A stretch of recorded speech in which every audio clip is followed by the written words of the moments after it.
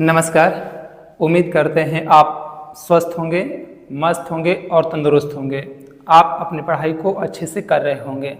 तो आज का हम लोग का टॉपिक है भारतीय संविधान के भाग 4 के आर्टिकल 49 से लेकर के 51 तक।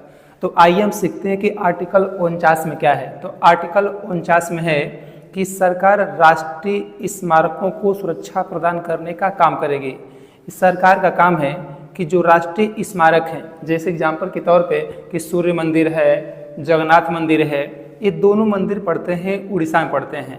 यानी जो स्मारक हैं, राष्ट्रीय स्मारक, उन राष्ट्रीय स्मारकों की सुरक्षा प्रदान करने का दायित्व उठाएंगे कौन? तो राज्य सरकार, यानी सरकार उठाएगी, राज्य उसे पूरा करेगी। वर्तमान में राष्ट्रीय स्मारक की संख्या देखा जाए तो कुल है 3695 राष्ट्रीय स्मारक की कुल संख्या है।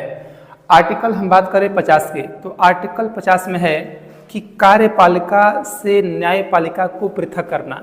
जो सरकार के अंग हैं, सरकार के 3 अंग हैं, विधायिका, कार्यपालिका और न्यायपालिका।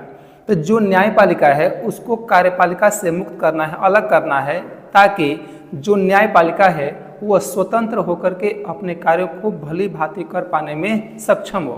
तो आर्टिकल 50 में है कि कार्यपालिका से न्यायपालिका को मुक्त करना या अलग करने का काम करना या पृथक करना। आर्टिकल 51 की बात करें तो आर्टिकल 51 में है कि अंतर्राष्ट्रीय क्षेत्रों में शांति को बढ़ावा देने का काम करना।